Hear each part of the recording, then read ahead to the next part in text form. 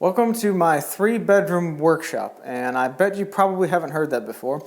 I am in a very unique situation, and my day job is maintenance at an apartment complex, and this particular apartment was a trashed storage room when I took the job. I cleaned it all out, put my tools in it, and have been very thankful to call it my shop ever since. So, like I said, it is a 3-bedroom apartment, but the main work area is 11 feet this way and 22 feet this way, so it's pretty much the size of a single car garage. So the front door is here, and I'm going to work my way counterclockwise around the shop. This area is normally empty. It is my assembly slash staging slash big project area. I seem to do a lot of big projects. I made a full-size loft bed sitting here, and just before that I made 6 twin over twin bunk beds. So I like to have a big open space if possible.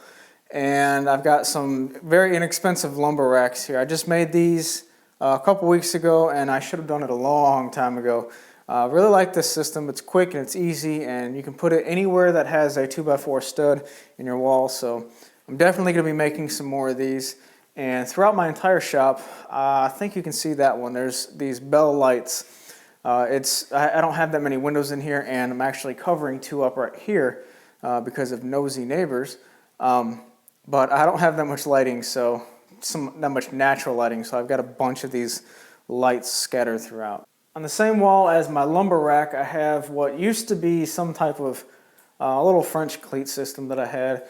This wall has gone through so many changes, and it's going to change again. I had some cabinets up there, and I cannot stand cabinets in a workshop. I prefer drawers rather than doors, but I'll get into that later. So this is all going to be a French cleat system here soon, and hopefully some better storage. I got all my bandsaw blades just stacked right here.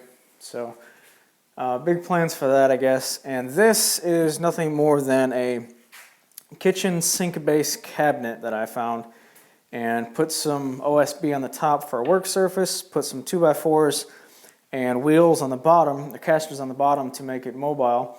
And this is actually a 1/4 inch lower than my table saw, so it's a good outfeed support when needed. And I also made my miter saw about the same height, so it acts as a support for the miter saw that's adjustable, really, because I can get 16 feet of material in here. I don't know why I would, but I can. So whatever length that I need, I can just push the cabinet wherever I need it, and I have a good amount of outfeed support without building a dedicated stand that has to be in there for the miter saw. So mobility is very cool. This is my Cobalt 10-inch sliding compound miter saw.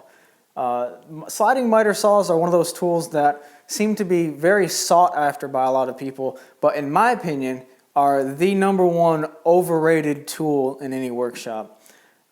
I've never used the compound function on this miter saw at all. I barely use the sliding feature. I would prefer to use my table saw for everything that this thing can do.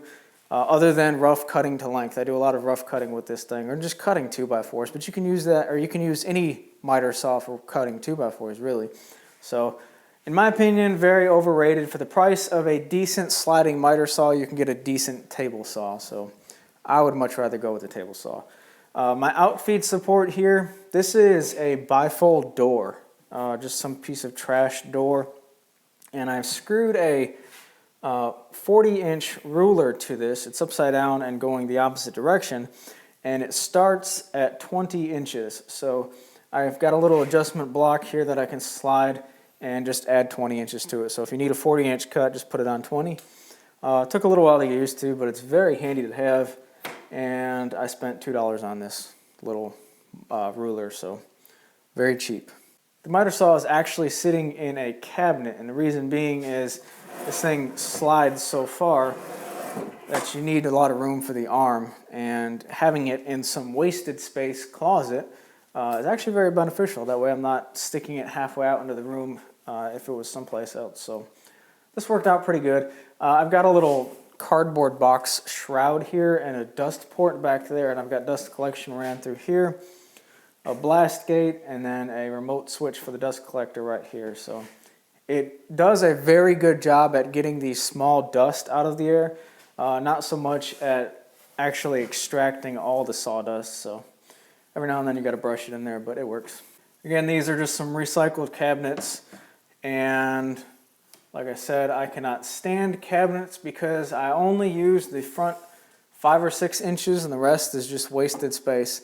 And if it's not wasted space, then you got to move everything in the front to get to the back stuff. So if I was designing all this stuff all over again, I would avoid doors and cabinets like the plague. I like drawers a whole lot better. But anyway, 2 30-inch cabinets here, junk storage. The dust collection continues from the miter saw over to this corner. I've got a 90-degree elbow, a blast gate, and a pipe that goes right to the floor for a floor sweep. When you're ready to clean up, you just sweep the whole floor into that corner, suck up all the dust. You don't even have to bend over and use a dustpan. I really, really, really recommend that if you're going to put dust collection in your shop, put some type of floor sweep in there. That is just very, very convenient. This is my 13-inch drill press, 3/4 horsepower bench top model. It's very big for a bench top model. I just got it the other day from Harbor Freight. Haven't even plugged it in yet, but it's a drill press, and I suppose it just drills holes. So it's sitting on a little cabinet that I salvaged and put some wheels on the bottom of. I got all my air guns in here, my brad guns, and both my electric sanders in the bottom. It's a very crappy stand, and it wobbles a lot. So I just set this up here yesterday or the day before, and I'm going to make a new one, but for the time being, that's what it is. These particular nightstands and small little tables, just particle board, crappy design, imported stuff. You'll see a lot of these in dumpsters or next to dumpsters. I do locally anyway, and I salvage all these drawer slides off of them. So free drawer slide versus one that you can buy in a store. I'm going to salvage the free ones. You can do whatever you want, but that's what I do. This is another mobile cart that I've made. Horrible design. The wheels are on the inside of this thing, so it's very top heavy. It likes to tip over a lot. But anyway, I use it for moving stuff back and forth throughout the shop or whatever project I'm working on. And all of my sanding supplies, I've always just stuck them on the top there. I'm not worried about dust, it's sandpaper or whatnot, but I really want to make some type of sanding station type of storage where I can put all my sandpaper and all my sanders in one location. But in the meantime, it's what it is. Again, a lot of salvage materials. This is actually a piece of laminated cabinet door. So I've got a lot of these laying around as well. Dry erase board is something else I highly recommend in any shop. If you're anything like me, you can measure something over here, walk over there, and completely forget whatever it is that you measured. So write it down and you can see it from anywhere. Moving along, we are now in the kitchen of the shop. And this is a 2 horsepower Harbor Freight dust collector that I've modified into a thin baffle type setup. I don't think it's full 2 horsepower, but this thing is pretty darn strong. It does everything that I want it to do, and any hobbyist woodworker out there, this will probably fill all of your dust collection needs if you want to go buy one. But this whole setup here, this is the metal ring that came with it. Normally you have the filtered bag above it and the clear bag below it. I made a thin baffle setup for it to sit on, and it sits on a metal trash can to collect most of the chips. That way I can just lift it up, take the can out and dump the can, put it back in. And the blower assembly is sitting right on top of the thin baffle, and it exhausts the fine dust out. So I'm not worried about negative pressure in here. I don't run any flamed type heating devices, so this works out really well for me. It's pretty dark over here, so sorry about that. But anyway, the kitchen setup, this is nothing but storage space. I've got a lot of these little hardware bins that I want to make some type of angled storage rack for them. My belt sander platform, I need to find a place for it. And like I said, all of this cabinet storage, that would be wonderful if I could actually utilize it a little bit better. But like right here, I've got all of my spray paints that are 5 or 6 rows deep, and I have absolutely no clue what I have because you can't really get to it. So like I said, I hate doors and cabinets. I would much rather put things in drawers, or if I was to build cabinets, a lot more shallow cabinets. That way you can have the front door open up as well and have storage in it. But you work with what you have, and this is kind of what was given to me. So this side is nothing but tool storage. All my drills, battery packs, chargers, circular saw, drill bits, all that good stuff is over here. I want to move the drills and battery packs and chargers into a charging station of some kind over there. All my drill bits I want to put with the drill press eventually and free up this space for, I don't know, some other junk to put here. Cabinet storage, and you guys already know how I feel about cabinet storage. A G0555 LANV Grizzly bandsaw. I'm not a tool guy by any means, but I absolutely love that thing. That is pretty darn cool. Like I said, I'm not a tool guy. One of the best quotes someone ever told me, and I say it a lot, is it's not the arrow, it's the Indian. So a lot of what you make, or everything that you make, comes from up here, not from tools. So keep that in mind. You don't necessarily have to have really nice fancy tools to make some stuff, but that being said, I love that tool. Coming from the kitchen, we're going to go down this hallway, but first I have another dust collection switch over here. That means I've got 2 switches, one on either side of the shop. Pretty convenient no matter what you're doing. I got to figure out some type of table saw blade storage, as well as my bandsaw blade storage. My clamp rack over here, it works great. It's just this piece of wood screwed to the wall. It's actually 2 pieces of wood screwed to the wall. But it's in an absolute horrible location. No matter what you do, you're going to walk down this hallway and you're going to hit one of these, and they're going to fall off. And the bigger pieces, they kind of hurt when they fall on your toes. So that's going to be moved. I'm using this hallway for my planer. This is a DW735 DeWalt planer. I splurged when I bought this. It's way overkill for what I need. I did not have the dust collection when I bought it, so that's one of the reasons why I bought it, because it has a fan that is included. I probably would have been just as well off, if not better, to buy a lesser expensive model that did not have a fan attachment, and I could probably save the money use the money that was saved from this to buy my drill press or something. But it's a very good planer, but like I said, way more planer than what I need. It's sitting on an old dresser that I salvaged.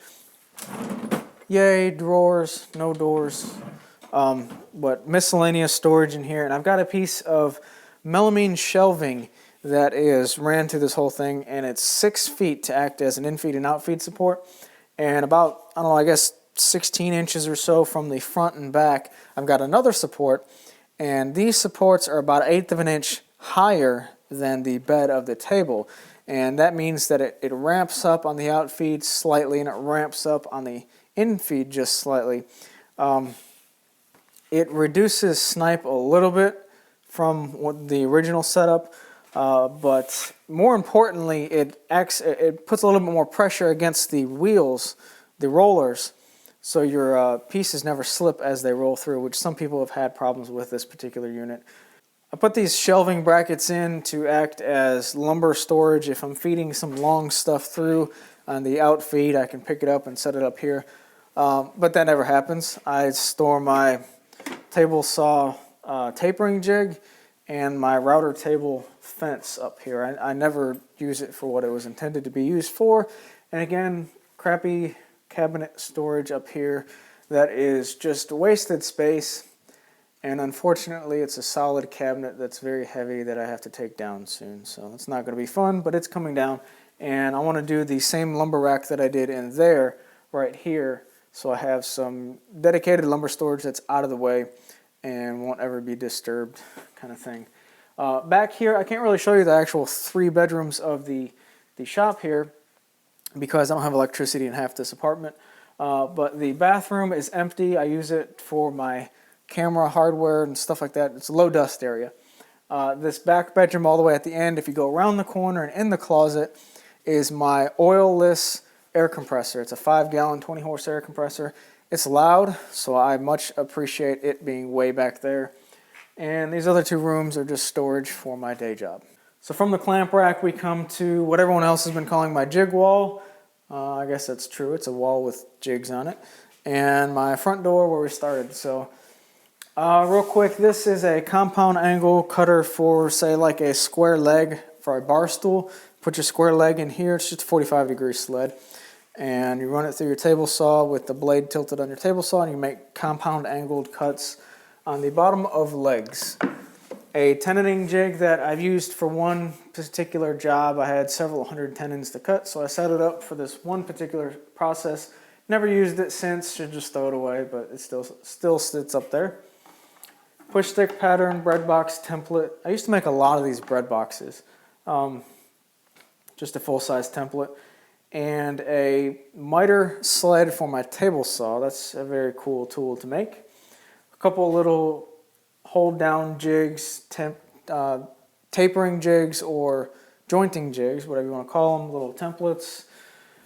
Circular saw, zero clearance circular saw T-square. And a sled. Back over here, you can't see it, but this is my Craig jig setup that I normally use in just about every project that I make, it seems like. And of course, my Sawhorses. These things get used a lot. They've taken a lot of abuse and they've held up just fine. Very handy to have. In the middle of my shop, in no particular location, is my mobile table saw station. This is a Porter Cable PCB 270 TS table saw. It's a decent saw. It does the job just fine. In this wing over here, I have a dual router table set up. I've got two routers in here, two 2-horsepower routers, each on independent lifts of one another. I used a homemade lift plan. I got plans from ibuildit.ca, John Heit's router lift. Really cool design, works just fine, no problems out of it. And they're on independent controls of one another. The stand itself is a 2x4 half-lap joint construction skeleton, basically, with a platform on the top. And in the middle, I have a horizontal pipe that runs out over here, hooks up to dust collection, have blast gates on both sides. That way, I have independent dust collection for the table saw and the routers as well. This side is just a Formica wing, and I used really crappy casters on this thing. So if you want something to roll really well in your shop, get some decent casters. I initially wanted this thing to roll really well, but it doesn't. These casters are crap, and it actually works out better in the long run because I can just move it wherever I want to with a little bit of body weight and then just cut without locking it down. So it worked out in the long run. Well, thanks for checking out my shop, checking out my tools, my space, and all that good stuff. 2013 has really been a very interesting year for me, and I really appreciate all of your support throughout the year. December 8th, a couple weeks ago, marked 1 year of me uploading videos to YouTube, and I just want to say thank you. Thank you for all your support. Thank you for your continued support of free woodworking content. I'm really looking forward to 2014, having a lot of fun as things go on. So anyway, thanks for watching, guys. Thanks for your continued support, and you guys have a great day.